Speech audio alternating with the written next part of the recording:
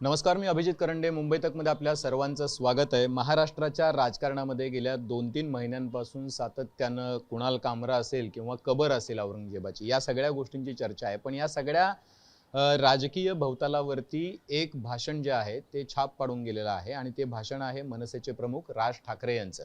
गुढीपाडव्याच्या निमित्तानं काल शिवतीर्थावरती त्यांची सभा झाली आणि त्या सभेमध्ये त्यांनी या सगळ्या मुद्द्यांचा समाचार घेतलाय. अर्थात महाराष्ट्राला आणि महाराष्ट्रातल्या राजकारण्यांना त्यांनी आरसा दाखवलाय असं म्हटलं तर वावगं ठरणार नाही. पण हे सगळं करत असताना पुढची त्यांची वाटचाल नेमकी कुठल्या दिशेने असणार आहे याची चर्चा आजपासून सुरू झाली आहे. पण त्या भाषणाचा इम्पॅक्ट इतका जबरदस्त आहे की सकाळपासून एरवी कोलाहल असणारा महाराष्ट्र शांत आहे, चिडीचूप आहे. आतापर्यंत कोणीही एकही प्रतिक्रिया त्या भाषणावरती भाजपने दिली नाही. दुसरं कोणी भाषण केलं असतं संदीपजी तर आतापर्यंत भाजपमधून 5-50 प्रतिक्रिया आल्या असत्या. आणि म्हणून मला हा प्रश्न पडलाय. बरं, by the way Sandeep Deshpande आहेत आपल्यासोबत, मनसेचे नेते आहेत आणि सर्वात महत्त्वाचं म्हणजे नुकतीच त्यांना नवीन जबाबदारी दिलेली आहे. पहिल्यांदा असं पद क्रिएट केलं गेलेलं आहे, मुंबई अध्यक्ष. त्यामुळे ते मुंबईचे अध्यक्ष आहेत. म्हणजे जसे आशिष शेलार मुंबईचे अध्यक्ष आहेत, ज्यांच्यावर त्यांचं जास्त प्रेम आहे, किंवा जसे काँग्रेसचे अध्यक्ष आहेत मुंबईच्या वर्षा गायकवाड, तसे संदीप देशपांडे मनसेचे मुंबई अध्यक्ष. त्यांचं स्वागत आहे. संदीपजी, पण कालपासूनचं इतना सन्नाटा क्यों है भाई, असं वाटायला लागले कालचं भाषण ऐकल्यानंतर? आज सकाळपासून काय रिॲक्शनच नाही कुठे काय. मला असं वाटतं म्हणजे ज्या पद्धतीने साहेबांनी त्या सगळ्या प्रसंगाची मांडणी केली, जो किऑस बाकी लोकांना तयार करायचा होता या सगळ्याच्या माध्यमातून. आता म्हणजे उदाहरण द्यायचं झालं तर कोरटकर. आता ती इंद्रजित सावंत साहेबांनी ती क्लिप टाकेपर्यंत महाराष्ट्राला कोरटकर माहीत होता का हो? कोण कोरटकर? काय तिच्या वक्तव्याला व्हॅल्यू आहे किंवा तिच्या बोलण्याला काय व्हॅल्यू आहे? मग माझ्यासारख्या राजकीय कार्यकर्त्याला प्रश्न असा पडतो की कोरटकर सारखा माणूस क्रिएट केला जातो का, मॅन्युफॅक्चर्ड केला जातो का हा माणूस, की बाबा बाकी विषयांवरनं लक्ष हटवण्यासाठी असे विषय जाणीवपूर्वक आणले जातात का? मला वाटतं कबरीच्या विषयात पण काल साहेब बोलले ते अगदी बरोबर बोलले की ज्या औरंगजेबाला आपण काढला, जी आपण गोष्ट अभिमानाने दाखवायला पाहिजे तीच गोष्ट जर आपण काढून टाकली तर मग आपलं प्राईड कुठे आलं? आपण उलट गर्वाने दाखवली पाहिजे. मला वाटतं ते मुद्दे एवढे बिनचूक होते, एवढे बिनतोड होते की त्याच्यावर कोण काय बोलणार. पण मला वाटतं की लोकांनी केलं असेल तर अभिनंदनच केलेलं आहे साहेबांचं. बऱ्याच स्तरातून अभिनंदनाच्या प्रतिक्रिया येत आहेत. पण सगळी भूमिका जी होती ती साहेबांची, म्हणजे असं वाटायला लागलं की एका पुरोगामी चष्म्यातून साहेबांचं भाषण झालेलं आहे. म्हणजे की कबरीचा वाद कशाला, म्हणजे आपल्या नद्या प्रदूषण होत आहेत, किंवा आपल्याकडं सध्याची ज्या पद्धतीनं शहरांची अवस्था आहे, किंवा साहेबांनी त्या भाषणामध्ये एक मोठा उल्लेख केला तो म्हणजे की आपल्याकडे जो कुंभमेळा होतोय आपण गॅरंटी देऊ शकतो का. तर अशा पद्धतीच्या ज्या काही भूमिका त्यांनी मांडल्या तर त्याची चर्चा अधिक राहिली. आणि लोकांना असं वाटायला लागलं की साहेबांची जी काही कडवी हिंदुत्ववादी भूमिका होती, की भोंग्याबद्दल ते बोलले नाही असं नाही की तिकडचे भोंगे बंद झाले इकडचे झाले नाहीत महाराष्ट्रातले, तर त्या भूमिका परत एकदा साहेब म्हणजे काय चेंज करतात का, अशा पद्धतीची चर्चा चालू झाली. मला वाटत नाही. याचं कारण ज्या वेळेला तुम्ही जर भाषण आत्ताही काढलं, साहेबांचं जे शिवतीर्थावरनंच भोंग्याच्या वर भाषण झालेलं, त्यावेळेलाही त्यांनी सांगितलेलं की त्या आवाजाचा त्रास होतो. तुमच्या प्रार्थनेला आमचा विरोध नाही, पण त्या आवाजाला विरोध आहे. आणि तीच गोष्ट त्यांनी गंगेबद्दल पण सांगितली की माझं त्याला डिसरिस्पेक्ट करायचा किंवा त्याच्याबद्दल वाईट बोलण्याचा विषयच नाही, पण जर ह्या पद्धतीने ते पाणी प्रदूषित होणार असेल तर आपण काय करतोय. म्हणजे मला असं वाटतं हल्ली काय झालंय की जे खरे प्रॉब्लेम, म्हणजे असं दोन प्रकारचे प्रॉब्लेम्स असतात. एक असतात प्रॉब्लेमॅटिक प्रॉब्लेम आणि एक असतात नॉन प्रॉब्लेमॅटिक प्रॉब्लेम. आपण सध्या चर्चा करतोय सगळे जे नॉन प्रॉब्लेमॅटिक प्रॉब्लेमवर करतोय, म्हणजे औरंगजेबाची कबर असेल, कोरटकर असेल, किंवा अजून काय वाघ्या कुत्रा असेल किंवा काय, हे सगळे नॉन प्रॉब्लेमॅटिक प्रॉब्लेम आहे. परवाचं मी तुम्हाला उदाहरण सांगतो अभिजित. आमच्या शिवाजी पार्कला सकाळी वॉकिंगला बरेच जण येतात, वरळी म्हणणं म्हणायचं. तर ते गृहस्थ आहेत, नाव नाही घेत नाही, पण ते मला खूप वाचन इतिहासाचं वाचन वगैरे करणारे आहेत. ते मला सांगत होते वरळी कोळीवाड्यातच राहतात ते, की ते नची केळकरांनी एक पुस्तक लिहिलं आहे आणि त्याच्यामध्ये वाघ्या कोटरचं. मी त्यांना म्हटलं की अहो तुमची आत्ता अवस्था अशी आहे, इथनं निघालात तर तुमच्या घरी तुम्ही जायला तुम्हाला रस्ता नाही आहे वरळी कोळीवाड्यात. जर एखादा माणूस आजारी पडला तर ॲम्ब्युलन्स जाऊ शकत नाही आणि तुम्हाला रेफरन्स आठवतोय वाघा कुत्रा आणि या सगळ्या. म्हणजे लोकांना आपण एवढ्या त्या गोष्टीत इन्व्हॉल्व करून ठेवलं की त्यांना खऱ्या प्रॉब्लेमची जाणीवच होऊ नये असं काही आहे का? मला वाटतं कालचं साहेबांचं भाषण होतं ते ह्याच मुद्द्यांवर होतं पण तुम्हाला असं की वाटत नाही का लोकांना की शेवटी खऱ्या साहेब प्रश्नांकडे आपण घेऊन गेलं पाहिजे, खऱ्या समस्यांकडे घेऊन गेलं पाहिजे आणि त्याच्यावर चर्चा झाली पाहिजे, याच मुद्द्याकडे घेऊन गेलं. राजसाहेब शेवटी असं म्हणाले की फडणवीस चांगली सत्ता म्हणजे तुम्हाला पूर्ण सत्ता मिळेल, चांगली सत्ता ते राबवत, फडणवीसांचं चांगलं राज्य तुमच्या हातात आहे, मराठी माणसासाठी उभे राहा, त्यांच्याकडे बघा, प्रत्येक गोष्ट आमची ऐकून करा, तुम्हाला आमचा पाठिंबा असेल. आता मुद्दा असा आहे की हे सगळे मुद्दे सत्ताधाऱ्यांनी उपस्थित केलेले आहेत, कसं ऐकतील ते? तुम्हाला विश्वास वाटतो का? कारण मला असं वाटतं की तुम्ही अशा लोकांकडून किंवा अशा सत्ताधाऱ्यांकडून अपेक्षा करताय. कोणाला कामरा असेल, शिवसेना आणि भाजपची सत्ता आहे, कुणाल कामराचं ऑफिस कोणी किंवा तिथं जो काही स्टुडिओ होता तो कोणी फोडला तर सत्ताधाऱ्यांनी फोडला. त्याच्या आधी आपण बघितलं औरंगजेबाच्या कबरीचा वाद, आधी भाजपनं उकरला, मग त्याला पाठिंबा दिला, नंतर संघानं डिस्टंट केलं त्याच्यापासून, मग शिवसेना आक्रमक झाली, मग त्यांनी तो वाद उभा केला. मग त्याच्या आधी आपण बघितलं की धनंजय मुंडेंचा, त्याच्याबद्दल पण साहेबांनी उल्लेख केला की वंजाऱ्यांनी मराठ्याला मारला अशा पद्धतीचा प्रचार केला, पण त्याच्यामधून ज्यांनी रस्ता काढायला त्याला 3 महिने लागले हे सगळं करायला. आता हेच जर सगळं सत्ताधाऱ्यांच्याच काळात घडत असेल, पुण्याची रेप केस घडली, दिवे गटातली रेप केस घडली, त्याच्या आधी आपण बघितलं की नागपुरामध्ये दंगल घडली त्या कबरीच्या वादानंतर, हे सगळं तर सत्ताधाऱ्यांच्याच काळात होतं. यातल्या कुठल्याही गोष्टीमध्ये असं अजून तरी काही समोर आलेलं नाही की हे काय ज्यांची सत्ता आहे त्यांच्याकडून नाही तर ज्यांची सत्ता नाही त्यांच्याकडून घडते. मग तुम्ही कशी अपेक्षा करता की तुम्ही आमचं ऐकून करा? आता सत्तेत आहेत ना, मुख्यमंत्री म्हणून आहेत, तर मुख्यमंत्री म्हणून तुम्ही चांगलं काम केलं तर आमचा पाठिंबा आहे. या सगळ्या गोष्टी केल्यात तर आमचा पाठिंबा असं म्हणाले नाहीत साहेब. त्यामुळे त्याचा अर्थ अगदीच स्पष्ट होतो. ज्या वेळेला ह्या सगळ्या गोष्टींचा उहापोह राजसाहेबांनी शिवतीर्थावर केला, त्याचा अर्थच असा होतो की हे सगळ्या गोष्टी करणार असाल तर आमचा पाठिंबा नाही. आम्ही ज्या गोष्टी तुम्हाला सांगतोय मराठी माणसासाठी केल्या पाहिजेत त्या गोष्टी जर तुम्ही केल्या तरच आमचा पाठिंबा राहील. नंबर एक.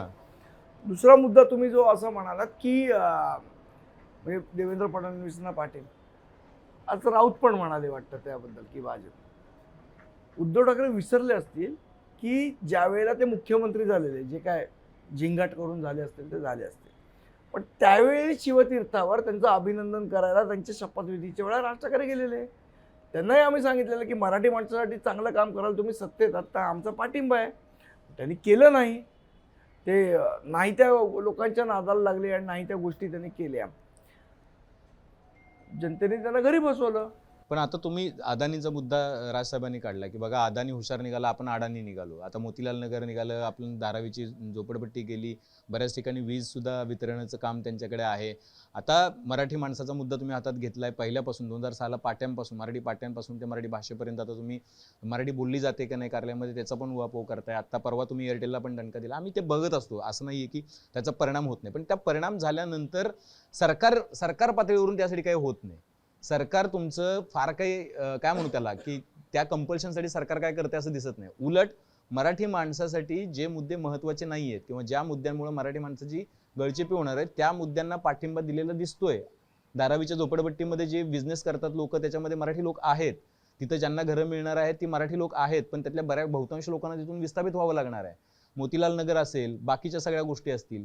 मग कसं सत्ताधाऱ्यांसोबत तुम्ही जुळवून घेणार किंवा सत्ताधाऱ्यांबरोबर जुळवून तुम्हाला कुठे म्हणतो? जुळवून नाही की त्यांचा काल पाठिंबा. साहेब मला असं वाटतं आपण तुम्ही जे इंटरप्रिटेशन काढताय कालच्या भाषणात ते असं काढता की आम्ही भाजप बरोबर गेलोच. नाही, मी असं इंटरप्रिटेशन काढत नाही. मी फक्त अपेक्षा जी तुम्ही व्यक्त करताय, करताय आता अपेक्षा काय, तू चांगलं वागावंस अशी अपेक्षा व्यक्त करणं काय चुकीचं आहे का? मला सांगा, की कोणी कोणाकडनं व्यक्त करू शकतो ना. आता तुम्ही सत्तेत आहात, तुम्हाला लोकांनी 230 एवढ्या प्रचंड बहुमताने निवडून दिलं, 230ची तुमची संख्या आहे, तर तुम्ही किमान चांगलं काम करावं. जर लोकांनी तुम्हाला निवडून दिलंय ही अपेक्षा ठेवणं चुकीचं आहे का? आणि जर निवडून आल्यानंतर अपेक्षा नाही ठेवायची, उद्धव ठाकरेंकडनं अपेक्षा ठेवणार का आम्ही? नाही, मला यासाठी हा प्रश्न पडतोय, संजय राऊतांकडनं ठेवणार नाही, मला यासाठी प्रश्न पडतोय कारण तुम्ही ज्यांना पाठिंबा देता त्याचा फायदा तुम्हाला होताना दिसत नाही. पुन्हा एकदा सांगितलं, कारण लोकसभेमध्ये तुम्ही फायदा त्यांना पाठिंबा दिला, पण विधानसभेमध्ये त्यांनी साध्या 2-3 सीट्स वरती सुद्धा ज्या पद्धतीचं बघा, हे असं आहे, करायला पाहिजे. लोकसभेमध्ये जो हा. आम्ही पाठिंबा दिला ना त्यांना, त्याच्या बदल्यात मराठी भाषेसाठी अभिजात भाषेचा दर्जा घेतला. आणि ही मागणी राज ठाकरे साहेबांनी मोदींसमोर केलेली 10 गोष्टी केलेल्या आहेत, त्यातली एकच गोष्ट केली आहे त्यांनी. उरलेल्या 9 गोष्टी अजून करून घ्यायच्या, त्या आम्ही करून घेणार. राजकीय फायदा तुमचा काहीच होत नाही. लोकांचा होतोय ना. आमचा मोरू द्यावा, आम्ही संघर्ष करत जगलोय. आत्तापर्यंत 19 वर्ष आम्ही संघर्ष केला आणि पुढेही संघर्ष करायची आमची तयारी आहे. पण लोकांचा कुठेतरी लोकांना रिलीफ मिळाला. आता आम्ही आज मुंबई कोकण रस्ता आहे आपला गोव्यापर्यंतचा, तोही मुद्दा राजसाहेबांनी मोदींसमोर मांडलेला, त्याही मुद्द्याचा पाठपुरावा करून घेऊ आम्ही. काल जे साहेब म्हणाले ते असं म्हणाले, तुम्ही चांगलं काम केलं आमचं ऐकून तरच आमचा पाठिंबा राहील. आता ते चांगलं काम करतायत का नाही करतायत ते येणारा काळ तुम्हाला ठरवेल. मी जर असं थेट म्हटलंय, म्हणजे मला थोडा ब्लंट प्रश्न विचारायचा आहे की तुमची गरज त्यांना फक्त सत्तेपर्यंत येईपर्यंत असते, त्याच्यानंतर नसते. आणि मग तुम्हाला त्यांच्या म्हणजे या गोष्टी करण्यासाठी मग हे वातावरण दूषित झालं की परत तुम्हाला फटके मारावं लागतं, साहेबांना भाषण करायला लागतं, मग या सगळ्या गोष्टी होतात. तुमचा काय फायदा होत नाही त्याच्यामध्ये. नाही, लोकांचा काय फायदा झाला? तुम्ही सत्तेमध्ये त्यांना येण्यासाठी मदत केली, लोकांचा काय फायदा झाला? कबरीचा वाद निघाला, कामराचा वाद निघाला. आम्ही लोकसभेपुरते त्यांच्याबरोबर त्यांना बिनचत पाठिंबा दिलेला तो केंद्रासाठी. बरोबर. विधानसभेला आम्ही लढलो. करेक्ट. मग त्याच्यात आम्ही काय त्यांना फायदा करून दिला? आम्ही आमची निवडणूक लढलो. आमचे 100 जागा आम्हाला लढवायचे होत्या, 100 जागा आम्ही लढलो.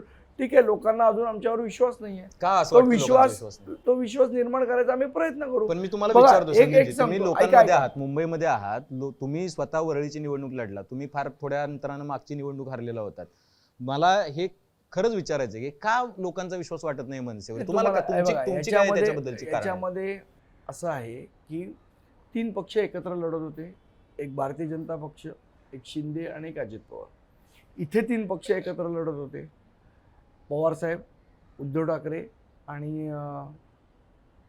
काँग्रेस, हे 3 जण आहेत. आम्ही सिंगल लढत होतो, त्यामुळे आमची ताकद कमी पडली असेल. आता तुम्ही जर बघितलं जी मतं आम्हाला मिळाली, डिवायडेड बाय 3 यांना करा, डिवायडेड बाय 3 यांना करा, तर आम्ही 8 पार आहोत. म्हणजे हे तसं एक्सप्लेनेशन बघायला तर भाजप देतं ना आकडे. स्ट्राईक रेट, तुम्ही स्ट्राईक रेटवर झाला शिंदेसारखे. तसं मला म्हणायचं नाही, पण ही वस्तुस्थिती आहे. आता आम्हाला 3 पक्षांना काउंटर करून जर पुढे जायचं असेल तर त्यासाठी खूप जास्ती मेहनत करावी लागते. ती आम्ही चालू केलेली आहे. आणि येणाऱ्या काळात दिसेल. तुम्ही जे हिंदुत्व सांगते त्याला जागा आहे, कारण या 3 पक्षांमध्ये जी लोक आहेत आणि या 3 पक्षांमध्ये एक टोकाचं हिंदुत्व मी सांगणारे तुम्हाला लोक सांगू, आहेत. आता लोक कंटाळायला लागलेत. ज्या पद्धतीने हे जे विधानसभेचं अधिवेशन झालं आणि त्यावेळेला जे लोकांना खरोखर अपेक्षा होती की आपल्या काही गोष्टींबद्दल निर्णय विधानसभेत होईल, जो झाला नाही. आणि त्यामुळे लोक प्रचंड अस्वस्थ आहेत. आणि असा कोण अमरपट्टा घेऊन नाही आलो. काँग्रेस पण होती ना एवढे वर्ष सत्तेत. तुम्ही पण कंटाळलात, कारण की सतत म्हणजे ज्या वेळेला सत्ता येत नाही त्यावेळेला लोक तुमच्याकडे येतात, आंदोलनासाठी तुम्हाला रस्त्यावर यावं लागतं. तुम्हाला कंटाळा आला या सगळ्याचा? लोक मतं देत नाही आणि तुम्हाला लढावं तर लागतं तुम्हाला. याच्यात कसं आहे, पेशन्स तुमच्याकडे किती आहे हे करा. आज 1952 साली भारतीय जनता पक्षाची स्थापना झाली, म्हणजे जनसंघाची स्थापना झाली. त्यांना ॲक्च्युअल सत्तेपर्यंत पोहोचायला 1995 आला, ते पण अर्धी मूर्ती. लोकांनी याची काही पूर्ण दिली नाही त्यांना. त्यांनी ते पेशन्स ठेवलेला काय 40-45 वर्ष. आमचं तर अजून 19 वर्ष झालं, त्यात पण आम्ही सत्तेची थोडीफार फळं चाकलेली आहेत. भले 2009ला असतील, 2012च्या कॉर्पोरेशनला असतील, आमचा एक आमदार येत होता. ठीक आहे, थोडी मेहनत करावी लागेल, थोडं अजून लोकांपर्यंत पोचावं लागेल. आम्ही कुठे कमी पडलो याचं आत्मचिंतन करावं लागेल. काही पॉलिसीज आमच्या चुकल्या असतील कदाचित हे युती आघाडीच्या ह्याच्यामध्ये, त्याच्यामध्ये आम्हाला करेक्शन करावं लागेल, त्याच्याबद्दल स्ट्रॅटेजी आखावं लागेल. हा सगळा प्रोसेसचा भाग आहे ना, आणि ती प्रोसेस चालू आहे. प्रोसेसमध्ये एवढ्या फास्ट बदलली पॉलिटिकल प्रोसेस. तुम्हाला काही सांगण्याची गरज नाही करतो. तुम्हाला माहिती आहे की एकेका मतदारसंघात लढताना किती खर्च आला लोकांना. म्हणजे मुंबईसारख्या ठिकाणी सुद्धा लोकांनी 50-50, 60-60 कोटी रुपये खर्च केले. ज्या पद्धतीचा खर्च वाढलेला आहे, ज्या पद्धतीनं लोकांच्या अपेक्षा वाढलेल्या आहेत. दुसरी गोष्ट की लोक मुद्दे निवडणुकीनंतर तुमच्या समोर आणतात, त्याच्या आधी तर हेच मुद्दे होते. महागाई होती, बेरोजगारी होती, पाण्याचा प्रश्न होता, शहरीकरणाचा प्रश्न होता, मुंबईच्या बद्दल आपण जर बोलायचं झालं तर गर्दीचा प्रश्न आहेच. आपल्याकडे कुठे मुद्दे बदलले? मुद्दे तेच होते, पण निवडणुकीनंतर लोक मुद्दे घेऊन तुमच्याकडे मतं घेऊन येत नाहीये तुमच्याकडे, आणि ते बदललेलं राजकारण त्याला कारणीभूत आहे. तुम्हाला असं वाटतं का की तुम्ही कम्पॅटेबल आहात यासाठी? हो, नक्की. असं आहे की एकदा एखाद्या गोष्टीमुळे ह्यावेळची जी निवडणूक झाली विधानसभेची स्पेशली, याला लोकसभेची किनार होती. ज्या पद्धतीने मुसलमान लोक बाहेर येऊन रांगाच्या रांगा लावून मतदान केलं लोकसभेला, भले ते उद्धव ठाकरेंना केलं, कोणाला केलं. पण त्याच्याबद्दल आक्षेप आहे त्याचा- तुम्हाला? आक्षेप असायचं काय कारण, त्यांना वाटतंय मुसलमान लोकांना यांना मतं द्यावी, त्यांनी दिली. पण मुसलमान आधीपासून नाही, तुम्ही नाही, भाजप म्हणले की बघा बटेंगे तो कटेंगे, आता ह्या नाऱ्याबद्दल तेच तुमचं तुम्हाला काय मी सांगतो, मला पुढे ते सांग. ज्या पद्धतीने मुसलमान लोकांनी रांगाच्या रांगा लावून उद्धव ठाकरेंना मतदान केलं, काँग्रेसला मतदान केलं, त्याचा काही परिणाम झाला. आणि तीच व्हिज्युअल्स फिरवत विधानसभेचं कॅम्पेन झालं. आणि मग तो बटेंगे तो कटेंगे हे ते या सगळ्या कॅम्पेनमुळे भारतीय जनता पक्ष असेल, शिंदे असतील, किंवा त्याचा फायदा म्हणजे बटेंगे तो कटेंगे अजित पवारांना पण झाला. त्याचा काहीच संबंध नव्हता त्याच्याशी, त्यांनाही झाला फायदा. तर नॅरेटिव्ह चालला. तर इलेक्शनच्या पिरियडमध्ये कुठला नॅरेटिव्ह चालेल माहीत नाही. आपल्याला आठवत असेल तर ज्यावेळेला शिवसेना एकदम डबघाईला गेलेली, त्यावेळेला मुंबई महाराष्ट्रात आहे पण महाराष्ट्रात मुंबई दिसत नाही, या एका वक्तव्यावर निवडणूक फिरली. तो नॅरेटिव्ह चालला. You never know, Maharashtra Navnirman सेनेचा नॅरेटिव्ह येणाऱ्या इलेक्शनला चालेल, त्याच्या पुढच्या इलेक्शनला चालेल, कुठल्या तरी इलेक्शनला चालणार ना आमचा नॅरेटिव्ह. का नाही चालणार? तुम्हाला असं वाटतं की तुम्ही युती आघाडी कोणाशी न करता सोलो जाण्याचा जो निर्णय होता तो घातक ठरला, कारण की तुम्हाला कल्पना होती की या दोन्हीच्या लढाईमध्ये सोलो जाणं हे राजकीय दृष्ट्या शहाणपणाचं नाही. नाही, आम्हाला असं वाटलं होतं की आम्हाला लोक आम्ही जे मुद्दे घेऊन चाललोय त्या मुद्द्यांवर मतदान करतील, पण लोकांनी नाही केलं. ठीक आहे, आज नाही केलं, उद्या करतील, आणि त्याच्यासाठी संघर्ष करायला लागतो. संघर्ष करण्याची आमची तयारी आहे, आमच्या महाराष्ट्र सैनिकांची तयारी आहे. आज काय झालंय माहिती आहे, मी तुम्हाला सांगतो. लोकांना असं वाटतं की आपण इथे नाही सक्सेस मिळत ना, पटकन दुसरीकडे जावं. आणि ही मानसिकता कशातनं झाली आहे, आता ह्या सगळ्या मल्टीनॅशनल्स कंपन्या आणि ह्या त्या सगळ्यात जनरल माणूस पण काय करतो, तो जॉब पहिले कसं माणूस एकदा समजा टाटामध्ये लागला की तो रिटायरमेंटपर्यंत टाटामध्ये लागायचा, ती त्याची मानसिकता होती. त्यामुळे त्याला पण लोकांनी पक्ष बदललेले चालायचे नाही. आता तसं नाही. आता माणूस पण काय करतो, आला टाटामध्ये, उद्या कोणी TCS मध्ये आहे, उद्या इन्फोसिसचा काय पगार आहे, उद्या ह्याचा काय पगार आहे, जॉब बदलत राहतात. आणि त्यामुळे ती मानसिक त्यांनाही वाटत नाही, अरे आपण बदलतो तर यांनी पक्ष बदलला तर काय झालं. नाही, मला असं वाटतं की त्यामुळे त्या त्याच्यामध्ये मानसिकतेतच लोक आहेत. नाही लोक गल्लत करतायत असं जर तुम्हाला वाटत असेल तर त्याच्यामध्ये फरक काय आहे? राजकीय पक्षांनी पक्ष बदलणं आणि नेत्यांनी पक्ष बदलणं आणि आम्ही जॉब बदलणं लोकांनी, त्याच्यामध्ये बेसिक फरक आहे की त्यांना थेट विचारधाराच बदलावी लागते. म्हणजे तुम्ही आज सेक्युलर विचारधारा, तुम्ही काहीतरी हिंदू मुस्लिम एकतेचं बोलत असता आणि थेट दुसऱ्या पक्षात गेल्यानंतर तुम्ही थेट मुस्लिमांना कॉर्नर करण्याचं बोलत असता, हा फरक आहे. पण मला एक प्रश्न जो विचारायचा आहे तो हा आहे की ज्या हिंदुत्वाची भाषा तुम्ही करताय, प्रबोधनकारांनी सांगितलेलं हिंदुत्व, शिवसेना त्याच हिंदुत्वाची भाषा करते, उद्धव बाळासाहेब ठाकरे. तुमच्या दोघांच्या हिंदुत्वामध्ये काय फरक आहे? दोघेही एकाच लाईनवरती आता विचार करायला लागतात असं म्हणायला लागेल. ते बघा कसं आहे, प्रबोधनकारांचा वारसा का फक्त उद्धव ठाकरेंचा नाहीये. नाही, बरोबर आहे, मी साहेबांना फक्त पण आलेला विचारतो. आहे. विचारांचा पगडा असणारच, बाळासाहेबांचाही विचारांचा पगडा असणारच. आता बाळासाहेब काय म्हणजे जरी ते मानत असले उद्धव ठाकरे की त्यांची पर्सनल प्रॉपर्टी, तरी ती नाही आहे ना. जेव्हा महापौर बंगला घेतलात तुम्ही तेव्हाच बाळासाहेब हे पब्लिक फिगर झाले, नाहीतर तुम्हाला महापौर बंगला मिळाला नसता. स्वतःच्या पर्सनल जागेवर स्मारक बांधावं लागलं असतं. हे जो त्यांचा हे आहे ना की बाबा जेव्हा मला महापौर बंगला पाहिजे तेव्हा बाळासाहेब देशाची, एरवी ती माझी पर्सनल प्रॉपर्टी, असं होत नाही. त्यामुळे हा जो वारसा आहे तो त्यांना आहे आणि तोच वारसा घेऊन आम्ही पुढे चाललोय. तोच वारसा घेऊन कदाचित त्यांना वाटत असेल तर ते पुढे जात असतील. काय वावग आहे त्याच्यात? लोक ठरवतील खरं कोण वागतंय आणि खोटं कोण वागतंय. पण तुमच्या हिंदुत्वाची लाईन आता एकच आहे, म्हणजे आणि शिवसेना आणि दुसरी महत्वाची गोष्ट की उद्धव ठाकरेंचा तुम्ही जो म्हणताय की प्रबोधनकारांचा वारसा वगैरे, तो कुठे तो मला दिसला नाही. म्हणजे हल्ली आज पण ईद सेलिब्रेट झाली, कदाचित उद्धव ठाकरेंना चांद दिसल्यावरच ईद ठरली असेल. हल्ली जामा मस्जिदला विचारत नाही, उद्धव ठाकरेंना विचारतात ते म्हणतात की आमचं हिंदुत्व, त्यामुळे हे त्यांचं हिंदुत्व आहे की नाही हा मला डाऊट आहे. नाही, शेंडी जाणव्याचं नाही, हाताला काम देणारं हिंदुत्व आहे. तर तुम्ही पण त्याच हिंदुत्वाची गोष्ट करताय म्हणून मी विचारलं. शेंडी जाणव्याचं हिंदुत्व नाही हे प्रबोधनकार पण म्हणतात, पण ह्याला शेंडी जाणव्याचं हिंदुत्व कशाला म्हणतात हे उद्धव ठाकरेंना माहिती आहे का? त्यानं भाजप जे सांगते ते शेंडी जाणव्याचं हिंदुत्व असं उद्धव ठाकरे म्हणतात. तेच ना, मी पण ते तेच खरं म्हणतो. आहे असं नाही ना की उद्धव ठाकरे म्हणतात की भाजपचं यांचं हिंदुत्व. ऐका ना, भाजपचं हिंदुत्व शेंडी जाणवाचं आहे असं उद्धव ठाकरे म्हणतात म्हणून ते शेंडी जाणवायचं झालं का? याचं उत्तर भाजप देईल, मला द्यायची गरज नाही. आमच्या हिंदुत्वाबद्दल मी बोलू शकतो. आमचं हिंदुत्व हे जे साहेबांनी एका वाक्यात सांगितलं, मी धर्माभिमानी आहे, मी धर्मांध नाही. आमचं हिंदुत्व या लाईनवरचं. मला आता तुमच्या ते मुंबई अध्यक्षपदाकडे यायचं. मुंबई अध्यक्षपद क्रिएट करायचंय हे किंवा निर्माण करायची ही पहिल्यांदाच मनसेमधली मूव आहे मला असं वाटतं.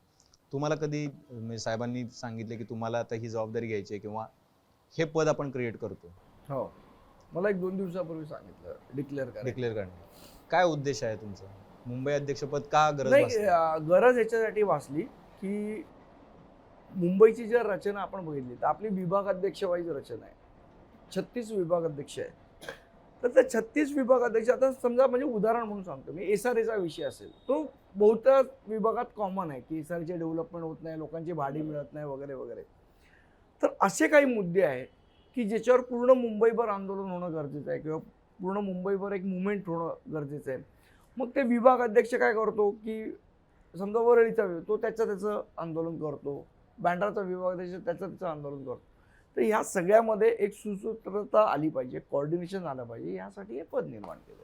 काय प्लॅन आहे तुमचा मुंबई महापालिकेसाठी? मुंबई महानगरपालिकेत आम्ही जोरात लढवणार. येत्या 3 तारखेला आम्ही पत्रकार परिषद घेऊ.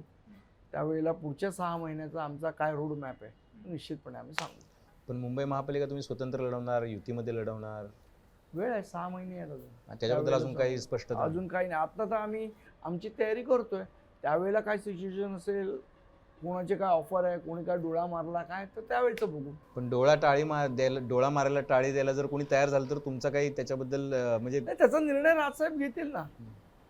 आत्ता काही बोलायची गरज नाही ना त्याच्यावर. तुम्ही काल बोलताना म्हणजे त्याच्याकडे येतो मी, पण भाजपबद्दल, भाजपच्या नजीकचं जाणारं तुमचं सगळं वातावरण गेल्या काही काळामध्ये राहिलेलं आहे. तर तुम्ही भाजपसोबत जाणार असं पहिल्यापासून म्हणजे ते ठामपणे का नाही सांगू शकत आहात? किंवा आम्ही यांच्यासोबत युती करतोय किंवा कारण की शेवटपर्यंत आणि महापालिका म्हणजे विधान, जसं लोकसभेला तुम्ही बिनशर्त पाठिंबा दिला, थेट सांगितलं, विधानसभेला तुम्ही सोलो जाईपर्यंत खूप वेळ झाला तुमची चर्चा चालू, मग काही जागांवर पाठिंबा मिळतोय नाही मिळतोय, हे शेवटच्या क्षणापर्यंतची जी गोष्ट झाली. विधानसभेला आमच्यामध्ये कम्युनिकेशन गॅप राहिला, त्यामुळे युती झाली.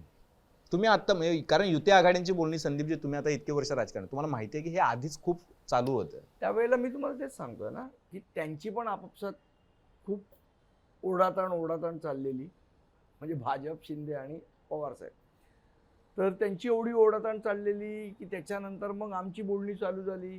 त्याच्यामध्ये थोडा कम्युनिकेशन गॅप राहिला, मिसअंडरस्टँडिंग्स राहिली, जे काय झालं ते झालं, पण त्यामुळे ती युती झाली नाही, ही वस्तुस्थिती आहे.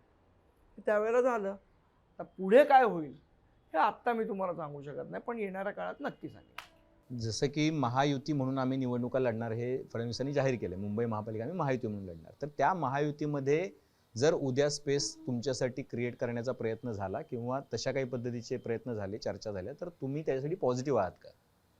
ते निर्णय घेतील ना साहेब. आत्ता काही सांगायची गरज नाहीये.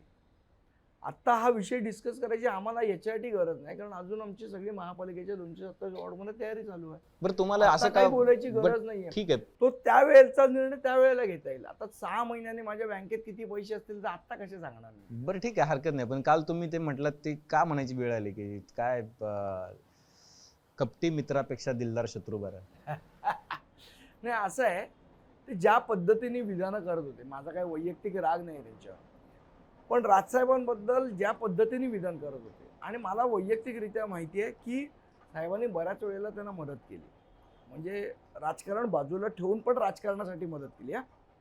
राजकारण बाजूला ठेवून राजकारणासाठी मदत केली शेलार साहेबांना. हां, तर तुम्ही काहीतरी त्याचं एक, म्हणजे तुम्हाला पाहिजे तेव्हा तुम्ही राज ठाकरेंबद्दल वाईट साईड बोलणार, पाहिजे तेव्हा तुम्ही त्यांच्या घरी येणार. तुम्हाला आठवत असेल तर ज्या वेळेला ते उद्धव ठाकरेंचं सरकार होतं आणि विधानसभा आणि विधान परिषदेच्या निवडणुका आणि राज्यसभेच्या निवडणुका एकच आमदार होता, पण तो त्यावेळेला क्रुशल होता. त्यावेळेला आशिष शेलार आले, आम्ही पाठिंबा दिला आशिष शेलारांनी सांगितल्यावर. विधानसभेच्या वेळेला पण आशिष शेलार आले, राजू पाटलांनी आम्ही मतदान केलं. मग तुम्हाला प्रत्येक गोष्टीत आम्ही बिनचत पाठिंबा दिला मोदी साहेबांना.